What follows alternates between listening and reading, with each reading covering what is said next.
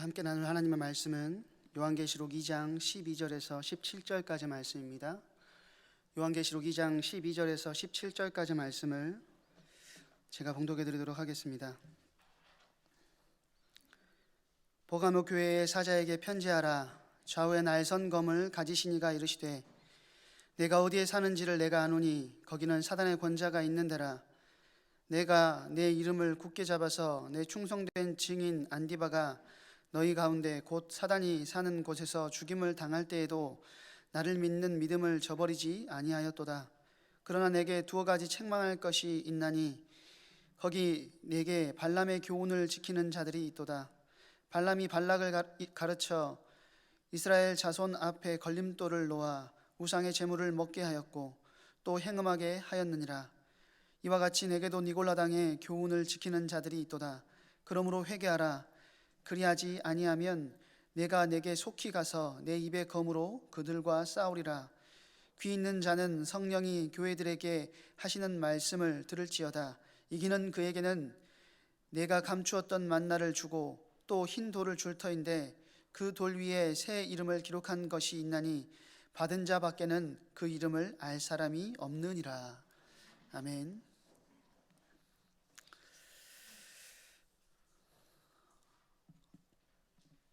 지금 우리는 세 번째 소아시아 7교회 중에 세 번째 교회를 보고 있습니다. 에베소 교회, 또 서머나 교회, 그 다음이 오늘 우리가 함께 나누는 버가모 교회에 보내는 편지를 오늘 함께 보고자 하는데요.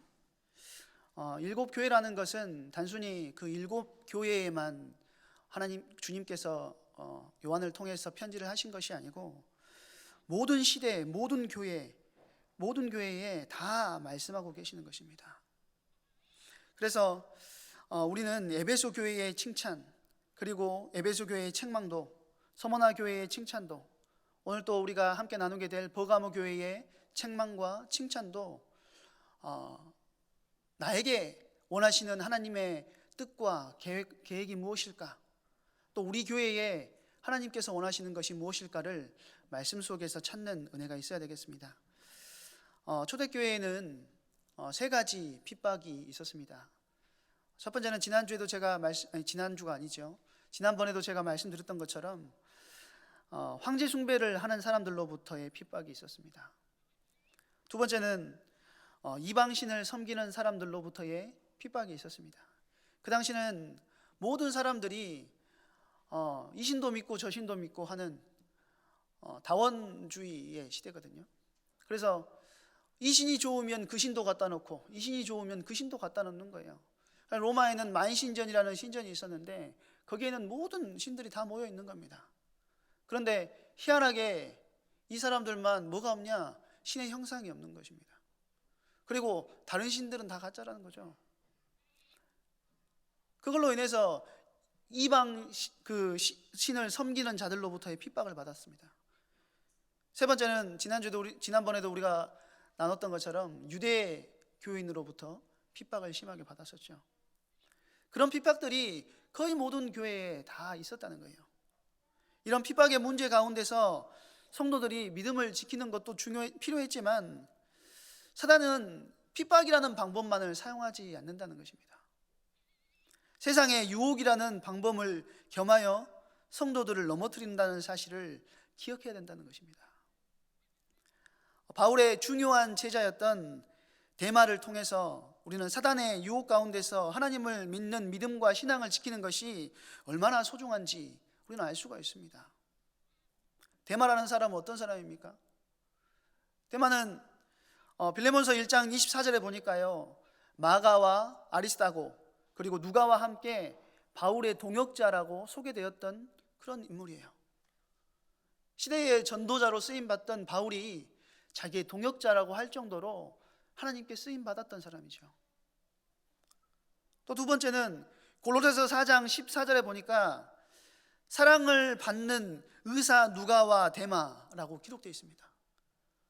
그러니까 사람들에게 굉장히 사랑을 받았을 뿐만 아니고 바울에게도 사랑을 받았다는 것이죠. 신실한 제자였음을 우리에게 알려주는 겁니다.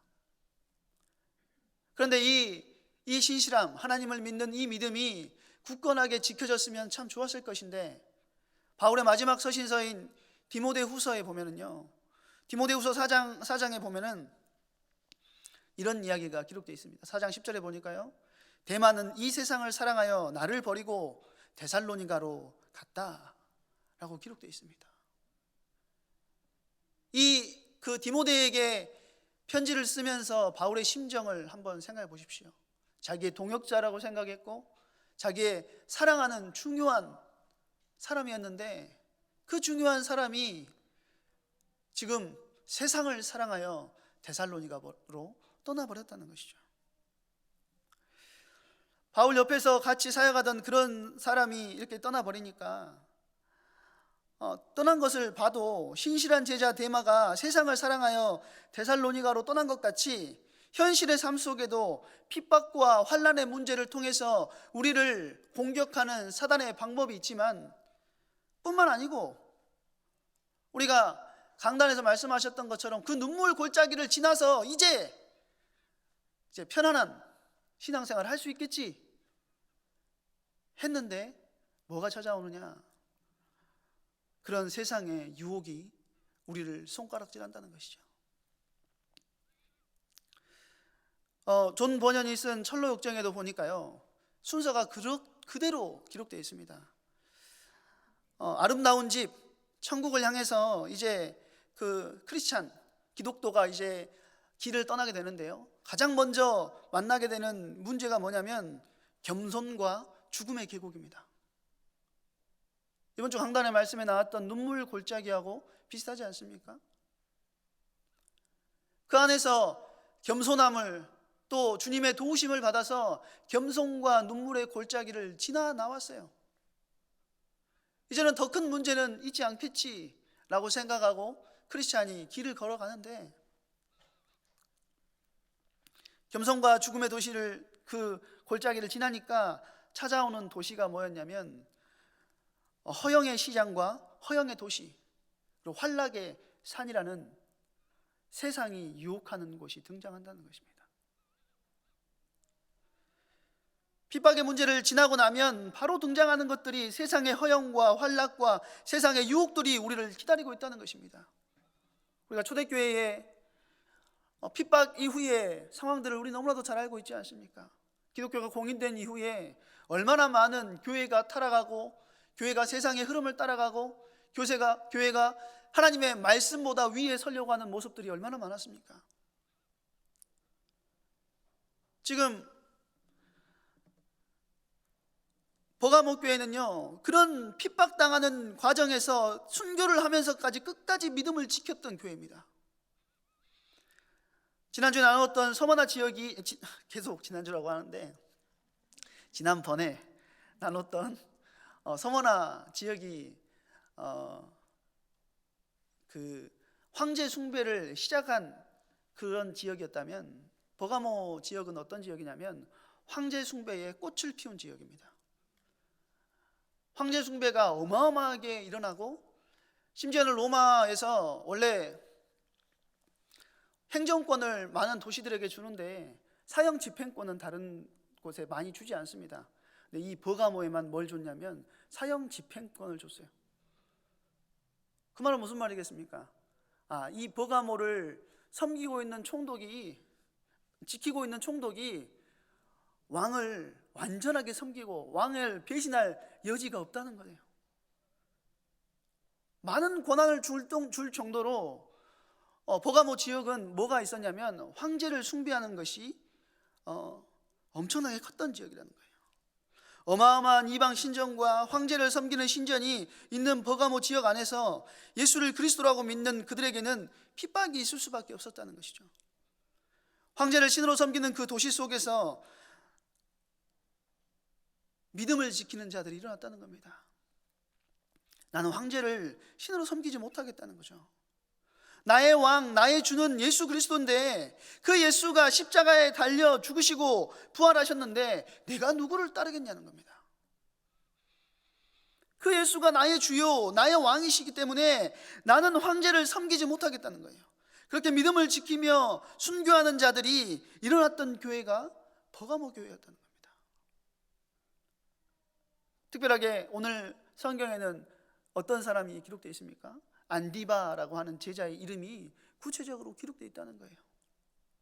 하나님의 말씀, 하나님을 믿는 그 신앙, 예수 그리스도를 믿는 그 신앙을 지키기 위해서 자기의 목숨까지도 버렸던 교회, 그게 버가모 교회의 믿음이었다는 것이죠. 이런 핍박 속에서도 믿음을 지켰던 교회, 그 속에 그 교회에게 오늘 주님께서 편지를 하시는 거죠. 보면 12절에 보니까요, 버가모 교회의 사자에게 편지하라고 하신 주님은 어떤 분이십니까?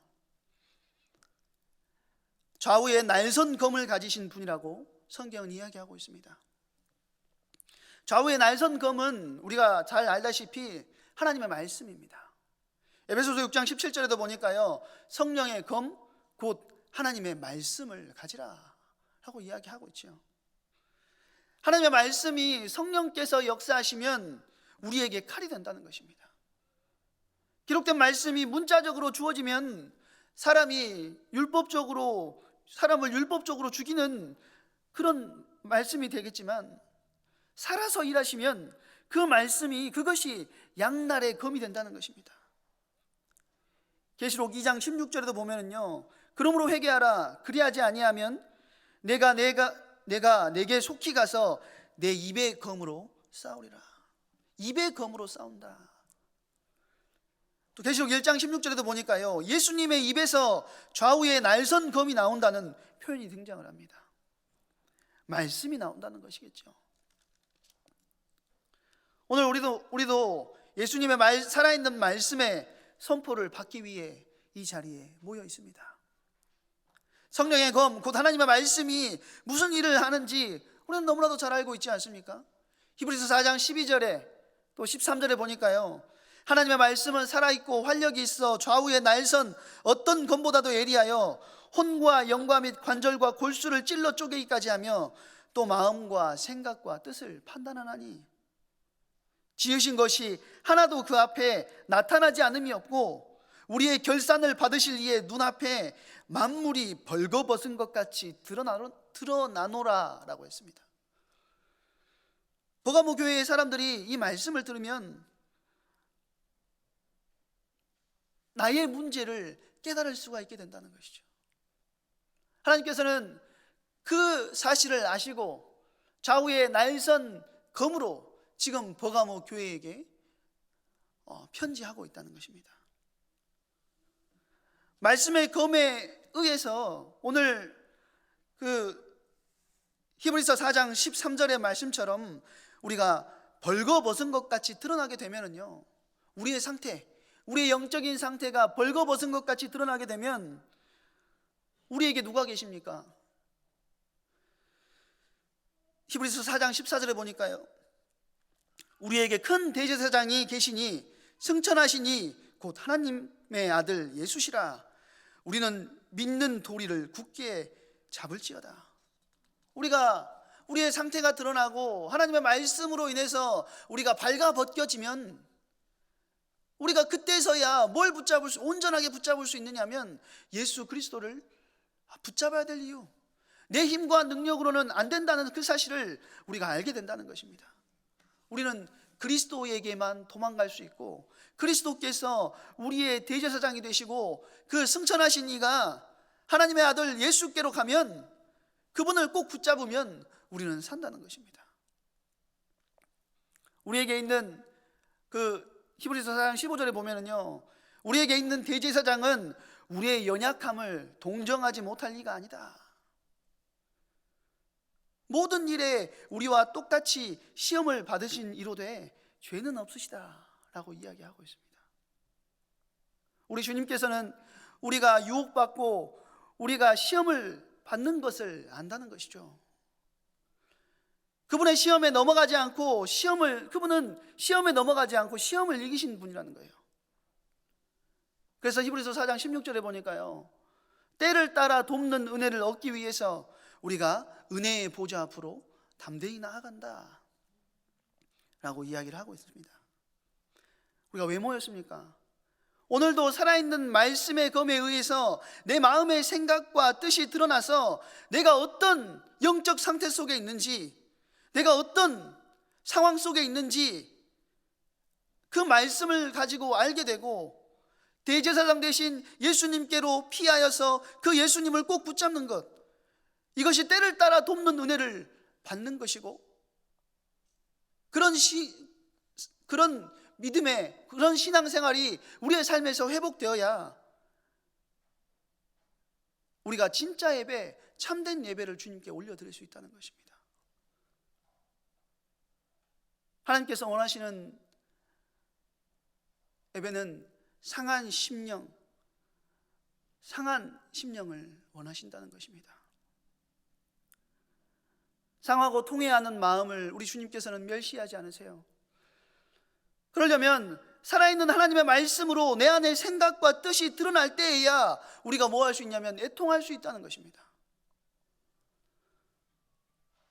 그러므로 우리의 예배라는 모임은 주님의 말씀에 의해서 심령 깊은 곳까지 드러나는 수술을 받는 시간이라는 거예요.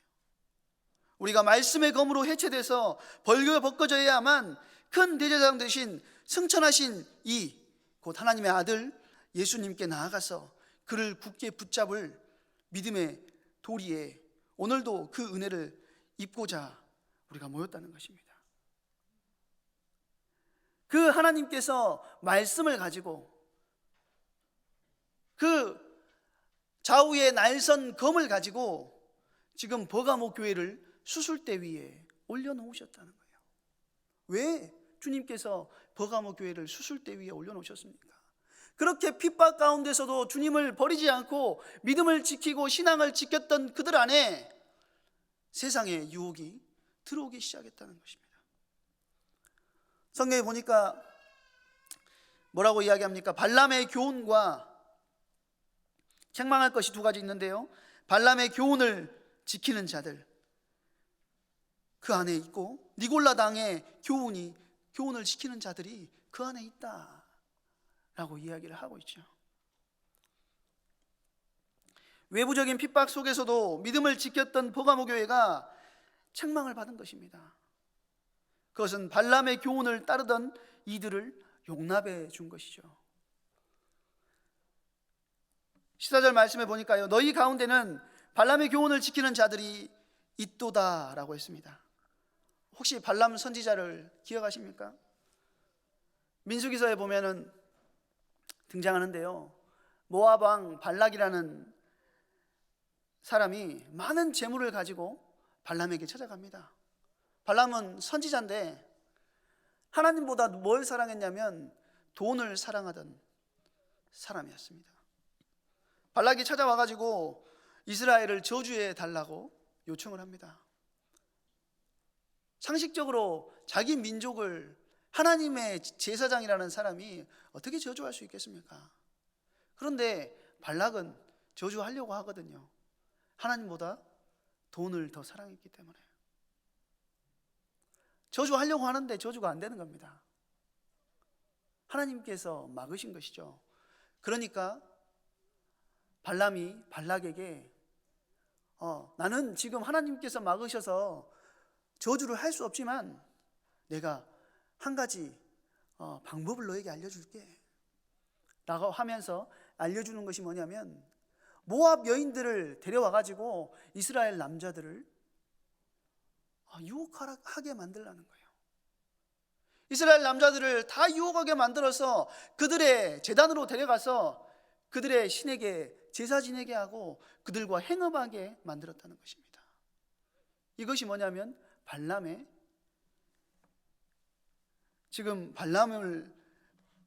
교훈을 따라가는 자들이라고 기록되어 있죠. 하나님께서는 그런 사실에 대해서 대단히 진노하시고 이스라엘에게 무서운 징계를 내리신다는 거예요. 지금 그 사건을 이야기하고 있는 것입니다. 발람의 교훈을 따랐다는 말은 하나님을 믿으면서도 여전히 우상 숭배하고 탐심을 버리지 못하고 음란한 죄를 짓고 세상을 사랑하는 것을 이야기합니다. 서론에 말씀드렸던 것처럼 대마와 같은 것이죠. 우리가 꼭 행음을 하는 것, 육신적인 행음도 행음이겠지만 영적인 행음이 더 무서운 것 아닙니까? 하나님의 자녀들은 하나님을 사랑하고 하나님을 온전히 바라봐야 되는 자들입니다. 하나님께서 우리를 그리스도의 신부로 불러주셨다는 거예요. 제가 옛날에 읽었던 책 중에 이런 책이 있었습니다. 카일 아이들먼이라는 사람이 쓴 거짓 신들의 전쟁이라는 책이 있는데요, 이 책을 보면은 우리가 십계명을 이야기할 때 다른 계명은 내가 다 뭐 지킬 때도 있고 못 지킬 때도 있지만 한 가지 계명은 내가 절대 어기지 않는다라고 이야기를 한다는 거죠. 나 외에 다른 신을 내게 있게 말지니라. 첫 번째 계명은 내가 무조건 지키고 있습니다. 세상에 많은 사람들이 그렇게 이야기를 한다. 또 신앙인들이 그렇게 이야기를 한다라고 이야기를 하죠. 그 책을 읽어보면 하나님 외에 다른 신을 섬기지 않는다라고 이야기를 하면서도 얼마나 많은 재물의 신을 섬기고 얼마나 많은 음식의 신을 섬기고 얼마나 많은 자녀의 신을 섬기고 신앙생활을 하고 있는 우리의 모습들이 있는지 그 책은요 낱낱하게 이야기를 해주고 있더라고요.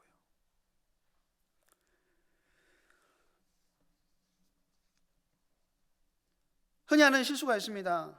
과거의 사역의 모습을 따라서 과거에 응답받았던 인도받았던 추억을 붙잡고 그렇게 하는 사람이 그런 신앙생활을 하는 사람들이 있습니다.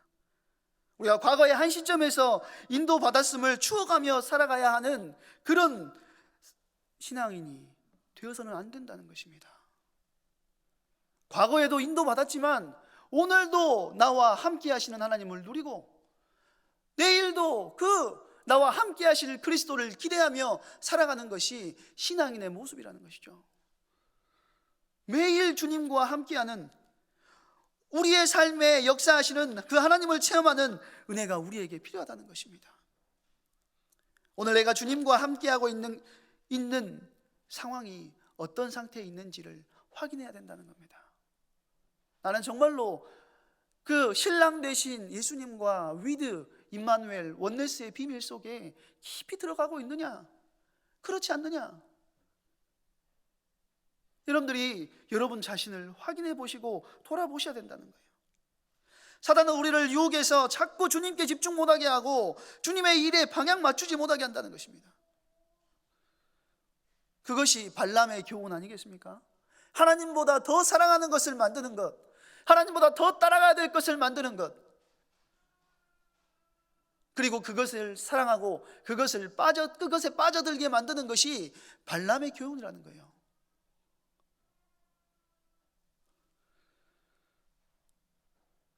(15절에) 보면은요, 이와 같이 내게도 니골라당의 교훈을 지키는 자들이 있다라고 이야기를 하고 있습니다. 니골라당은 이와 같이라고 하는 말을 보면은 발람의 교훈을 따르는 자들과 비슷한 사람들로 우리가 성경은 이야기하고 있습니다.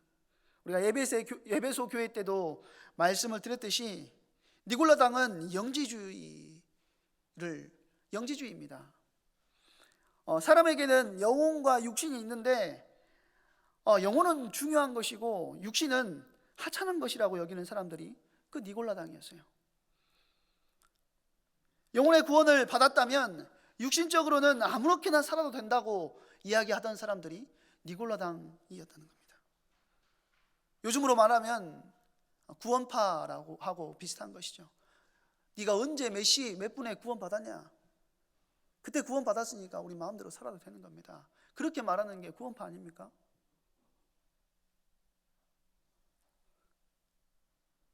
그런데 이미 구원은 받아놨으니까 어떻게 살아도 된다는 식으로 그렇게 살아간다는 거예요. 교회는 다니지만 세상과 똑같이 살아간다는 겁니다. 주님을 의지함도 없고 말씀을 사모함도 없고 말씀을 따라감도 없고 주님의 뜻과 계획과 마음을 품는 그런 것이 없는 삶을 살아간다는 것이죠. 그런 사람들이 누구냐? 바로 니골라당이라는 겁니다.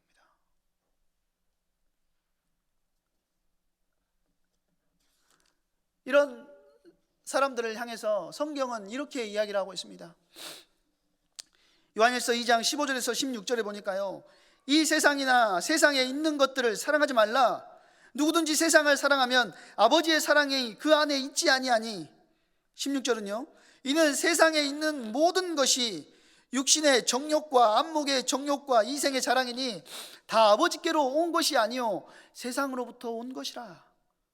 17절에 보니까 이 세상도 그 정욕도 지나가되 오직 하나님의 뜻을 행하는 자는 영원히 거하느니라.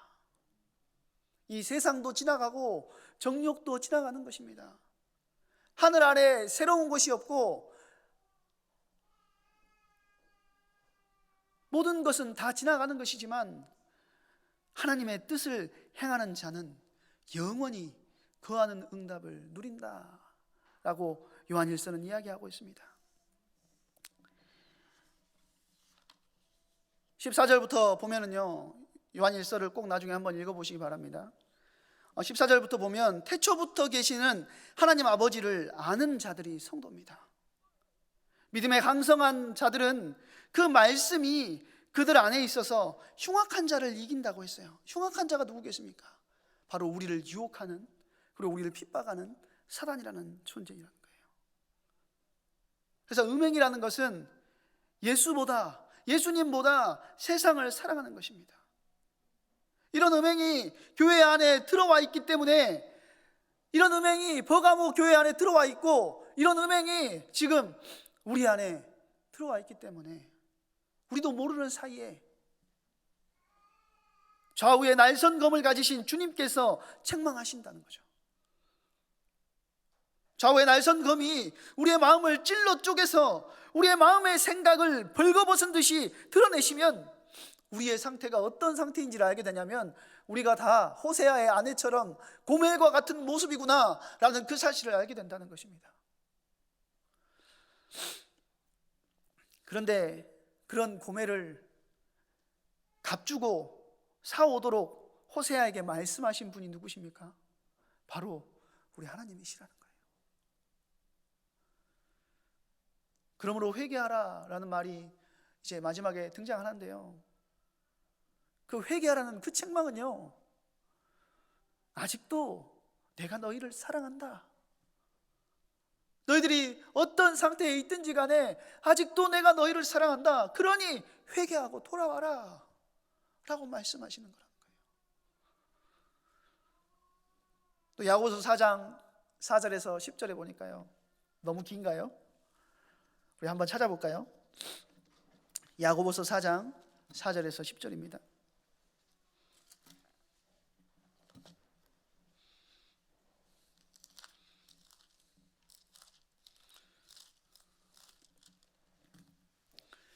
제가 한번 읽어드리겠습니다.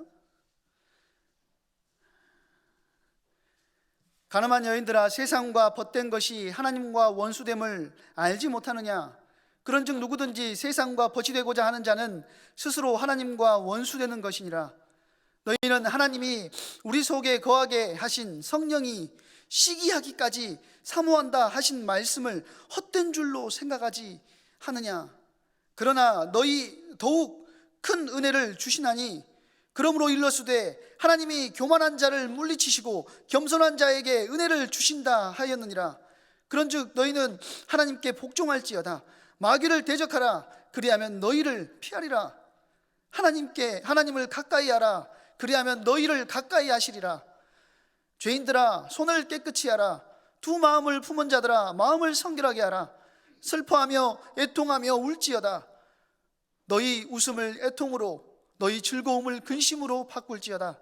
주 앞에서 낮추라. 그리하면 주께서 너희를 높이시리라. 음행이나 간음이라는 것은요, 세상을 사랑하고 세상과 벗이 되는 것입니다. 그러므로 우리는 공중의 권세 잡은 자, 곧 사단은 눈에 보이는 세상이 전부인 것처럼 우리를 속이고 있다는 사실을 기억하고, 그런 사단과의 영적 전쟁, 우리를 속이고 우리를 유혹하는 그 사단과의 영적인 전쟁이 우리 가운데 있어야 되겠습니다. 이제 하나님께서 말씀을 가지고 버가모 교회의 치부를 드러내신 후에 그들에게 경고하십니다. 뭐라고 하죠? 근데 이 경고는요, 버가모 교회를 없애버리겠다 하는 경고가 아니에요. 우리가 지난번에도 제가 말씀을 드렸지만, 우리가 칭찬받은 교회만 잘된 교회고 멋있는 교회라고 생각할 수 있는데요, 소아시아 요한계시록의 소아시아 7교회가 등장하는 이유는 그 뒤에 나오는 말이 중요합니다. 이기는 자. 칭찬을 받았든지 책망을 받았든지 그게 중요한 것이 아니고 이기는 자가 중요하다는 겁니다. 오늘 두아디라 교회도 칭찬을 받고 또 책망을 받았지만 그 책망은 두아디라 교회에 너희 매 좀 맞자 하는 책망이 아니고요, 이기는 자가 받을 승리, 그 축복을 알게 하시려고 책망하신다는 것입니다. 회복해 하시려고 책망하신다는 것이죠. 보니까 뭐라고 했습니까? 그러므로 회개하라 라고 했습니다. 버가모 교회에 발람의 교훈과 니골라당의 교훈을 따르는 자들, 곧 실제적인 음행을 하는 자들, 그리고 영적인 음행하는 자들 둘 다 있었다는 거예요. 둘 다 신랑 되시는 예수 그리스도를 사랑하지 않기 때문에 일어나는 일 아닙니까? 그러므로 회개하는 것은 그 십자가의 사랑 안으로 들어가는 것입니다. 그렇지 않으면 주님께서 그 입의 검으로 그들과 싸우신다라고 이야기하고 있습니다. 그의 입의 검으로 그들과 싸운다. 이 싸움은, 그 하나님의 싸움은요, 두 가지 싸움입니다. 첫 번째는 자기 백성을 끝까지 지키시기 위해서 음행의 대상을 자기 신부에게서 끌어내기시는 싸움이라는 겁니다. 그 싸움이 어떻게 우리에게 느껴지냐면 환난처럼 느껴지기도 하고 근심처럼 느껴지기도 한다는 것입니다. 그런데 그 환난을 허락하셔서 음행의 대상을 완전히 끊어버리시고 다시금 나를 사랑해라, 나를 바라봐라 라고 우리 주님께서 자기의 신부를 돌이키기를 원하신다는 것이죠. 그 싸움을 싸우신다는 겁니다. 두 번째는 그 음행을 하게 한 발람이나 니골라당 같은 그런 자들을 심판하신다 라는 내용이 담겨 있는 것이죠. 17절에 보니까요, 귀 있는 자는 성령이 교회들에게 하시는 말씀을 들을지어다. 이기는 그에게는 내가 감추었던 만나를 주고 또 흰 돌을 줄 터인데 그 돌 위에 새 이름을 기록한 것이 있나니 받는 자 밖에는 그 이름을 알 사람이 없느니라 라고 했습니다. 아까도 말씀드렸다시피 소아시아 7교회가 등장하는 이유는 이기는 자에게 어떤 축복을 주실 것인가를 우리에게 알게 하시기를 원하시고, 이 시대를 살아가는 교회인 나와 또 우리 예일교회가 그 이기는 자의 축복을 우리 주님께서는 누리기를 원하신다는 사실입니다. 여러분들, 여러분의 현장 속에서 눈물의 골짜기 가운데 무너져 내리지 마시고 여러분을 끝까지 책임지시고 승리하게 하시는 그 이기는 자, 그 응답을 여러분의 것으로 만드시기 바랍니다. 이기는 자에게는 뭘 주신다고 하였습니까? 이기는 자는 성령의 책망을 듣고 회개하는 자들이 이기는 자들이라는 거예요. 이들에게 감추었던 뭘 허락하시냐면 만나와 흰 돌을 허락하겠다라고 하셨습니다. 감추었던 만나를 허락하신대요. 요한복음 6장 51절에는 이렇게 이야기합니다. 나는 하늘에서 내려온 살아있는 떡이니 사람이 이 떡을 먹으면 영생하리라. 내가 줄 떡은 곧 세상의 생명을 위한 내 살이니라 하시니라. 우리 주님께서 지금 자신을 가리켜 뭐라고 이야기를 하십니까? 생명의 떡이다, 살아있는 떡이다 라고 말씀하시죠. 지난번에도 제가 말씀드리는 것 같은데 베들레헴이 어디라고요? 떡집입니다. 떡집. 떡집에 생명의 떡이 오신 거예요.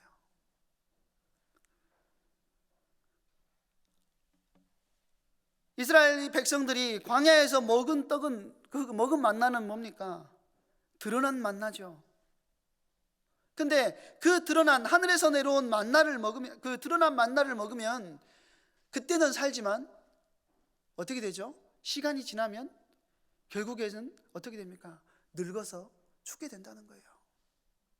그런데 그 만나 말고 생명의 떡, 감추어진 그 만나를 먹으면 영원한 생명을 얻게 된다는 것입니다. 그분이 바로 예수 그리스도라는 거예요. 그 승리자에게 예수 그리스도를 허락하신다라는 것이죠.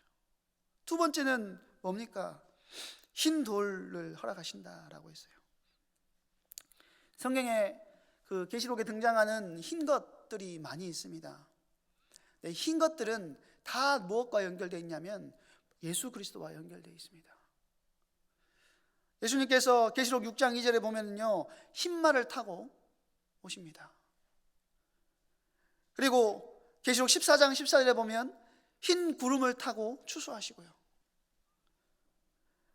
그리고 흰 보좌에서 또 심판받을 자들을 심판하십니다.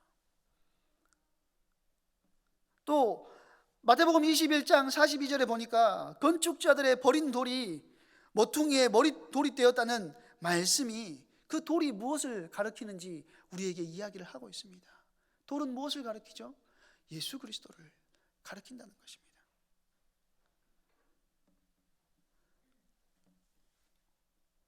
흰 돌은 예수 그리스도를, 또 감추어진 만나는 또 예수 그리스도를. 성경은 우리에게 무엇만 이야기하고 있습니까? 예수 그리스도만 이야기하고 있다는 거예요. 다른 것도 응답이야 라고 하시지 않습니다. 우리에게 뭔만 응답이고 뭔만 축복이라고요? 예수 그리스도만 응답이고 예수 그리스도만 축복이 된다는 것입니다. 예수님이 희미해진다면 발람의 교훈과 니골라당의 교훈을 받아서 음행하는 것과 같지 않겠습니까? 내가 신앙생활을 10년을 했든 20년을 했든 30년을 했든 그것이 중요한 것이 아니고 나의 믿음의 현 주소는 지금 어디에 있는지 우리가 돌아봐야 되겠습니다. 2021년을 마무리하면서 나의 신앙의 모습은 어떤 모습 속에 있었는지 우리가 한번 돌아봐야 되겠습니다. 그리고 우리가 그 좌우의 날선 검과 같은 주님의 입에서 선포되는 그 말씀을 붙들고 그 말씀으로 인하여서 온전히 드러나져서 나의 연약한 모습, 나의 안 되는 모습, 나의 부족한 모습을 가지고 주님 앞으로 나아가 오직 예수 그리스도를 붙들고 그 심령의 가난함을, 그 애통함을 우리가 기억하며 하나님 나를 도와주시옵소서, 하나님 나를 이끌어 주시옵소서, 나의 삶에 주께서 역사하시지 않으면 나는 무너질 수밖에 없는 존재이오니 나의 모든 것을 간섭하시고 이끄시고 인도하여 주시옵소서. 기도하는 은혜가 있으시길 바랍니다. 사단을 대적하고 돌아오는 길은 예수님이 누구신지 알고 믿고 따르는 것밖에 없습니다. 오늘도 그 그리스도 앞에 우리의 모든 것을 내려놓고 승리하는 그 은혜의 자리에 들어가시는 우리의 모든 성도님들 되시기를 바랍니다. 제가 한번 기도하겠습니다. 사랑의 하나님, 감사를 드립니다.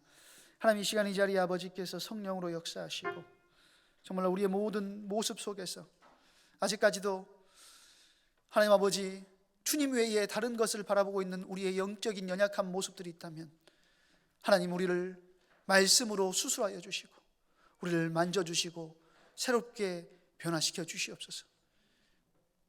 승리자의 자리에 들어가 오직 주님과 소통하며 교통하는 그 응답을 누려나갈 수 있도록 하나님, 우리 가운데 성령으로 역사하시고 인도하여 주시옵소서. 감사를 드리오며 그리스도의 신의 주님의 이름으로 기도하옵나이다. 아멘.